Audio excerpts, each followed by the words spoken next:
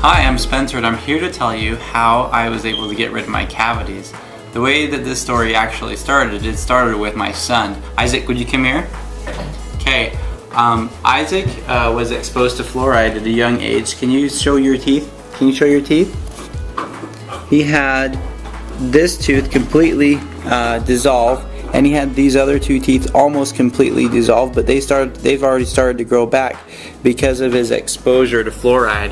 When that happened, I started to think, maybe dentists don't know exactly what they're talking about. I mean, after all, they recommend that you get a fluoride treatment for your kid when he's about a year old, and it seems like for a lot of kids that does a lot more harm than it does good.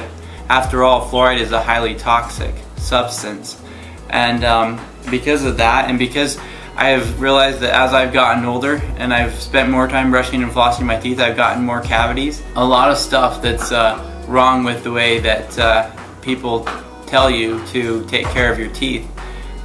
You seem to get a lot more cavities by following their directions than you would if you knew how to actually cure cavities. So I'm going to talk about how to cure cavities today. Man, I am good looking today. Alright, well, back to the real story. Today I am going to talk about how to cure cavities. And as you know, the traditional or the methods that dentists normally recommend for us to cure cavities are brushing your teeth and flossing. They say that if you brush and floss, you'll be able to keep from getting as many cavities as you would otherwise get. And while this is true, it by no means cures cavities or even really prevents them. The reason why is because there are actually 4 things that cause cavities and tooth decay. There is plaque and bacteria, which the dentists talk about a lot, but there are also acids and demineralized teeth. And so today I want to talk about the methods that the dentist recommends to you, doesn't work, and what you can do to improve your dental health and actually cure your cavities. So brushing and flossing, they actually get rid of plaque, and they get rid of some of the bacteria that cause acids in your teeth. So you can keep brushing and flossing, that's fine. Listerine decalcifies your teeth because it has alcohol in it most of the time. So it kind of demineralizes and weakens them. While it is good at killing bacteria, it isn't that great to use on a regular basis. I don't really like floss that much because a lot of people that floss tend to get their gums infected. It cuts your gums and it makes it easier for bacteria infections to take over. So you may not want to do flossing. At least if you do it, don't go below your gum line. That's a good idea. Some other methods that work to actually get rid of, to control the bad to remove acidity and remineralize your teeth are Xylitol.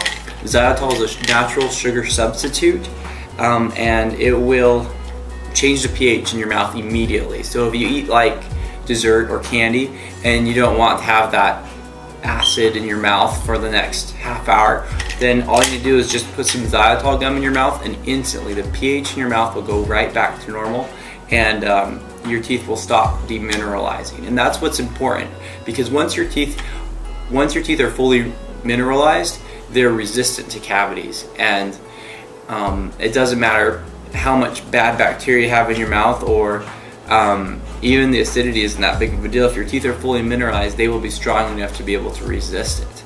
So yeah, this helps with acidity. It also helps you to remineralize your teeth because you're constantly bathing your mouth in saliva, which helps your teeth to remineralize and become stronger. The other thing that you can use for the full effect to treat all 4 symptoms is you can use a meswak stick. And I love meswak. I think it's just awesome. But meswak will help you to remineralize your teeth because it contains calcium, and it will also help to remove the acidity. And it increases saliva flow in your mouth so that your mouth can be healthy. See, the thing is, when you brush your teeth, it's not really saliva, it's like this fluoride mix and that you're swooshing around in your mouth while you're brushing, and it's not as effective as your body's ability to heal naturally. And that's just what you get when you use natural products and when you and when you eat healthy too. That's another thing. We'll talk about that in just a second. Oil pulling is effective because oil pulling actually cleans out around your teeth and around your gum lines. It's very good at getting rid of gingivitis and gum disease. I highly recommend it. Even though your dentist might not give you the same recommendation, it actually works. The other thing you need to do is you need to eat healthy. This is raw milk, which I really love. It's super delicious, but it contains a lot of calcium, and as you drink it, it will help you to remineralize your teeth and help your teeth to become stronger. Also, you want to avoid acids. Just avoid having them sit on your teeth for long periods of time. You know, there's a lot of drinks like tea and coffee are actually highly acidic. If you're going to drink tea and coffee, you're going to want to make sure that you rinse your mouth out or that you take xylitol gum afterwards to help get your pH back to normal. The last thing you want to do is you want to avoid foods that cause acids. Dentists have already caught on to this idea. They'll tell you not to eat sugars or hard candy, but the real reason why you don't want to do it is because you already have the bacteria in your mouth that metabolizes sugar. They actually help you out with your digestion. But a byproduct of them metabolizing sugar is that they create acids. And once the pH level in your mouth falls below like 5.9 or 5.5, what happens is that instead of minerals going into your teeth, minerals actually come out of your teeth and your teeth get weaker.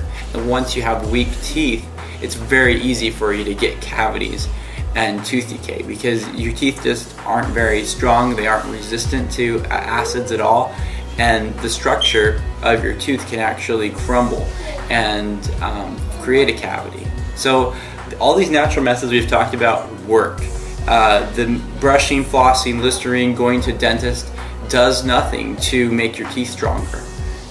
Even getting a dental cleaning, I mean, that'll take off like a few microns of your enamel, which makes it even more susceptible to cavities. If they use a tool called I call it a cavity maker, but the dentists call it an explorer, they might actually create a cavity in your tooth while they are looking for one. I mean, I'm not anti-dentist. I think dentists are great for emergencies and for helping to fix problems that are really painful. But if you can live a life and you can treat your teeth in a way that helps to strengthen them and keeps them strong, then you won't even need to go to dentist. You won't need that emergency situation where you have to go in and get a root canal because you'll be able to prevent it. And there's so much that you can do. And I just wish more people were talking about it. If you want to learn more about how these natural prevention methods have helped me and my family, and learn more detail about how they work exactly and the science behind it, come visit our site. It's preventingcavities.com. And I'd love to get your comments back. If you want to leave your comments, go ahead and put them down here. I will try and respond to them as soon as I can. And again, thanks for watching. Have a great day. Bye.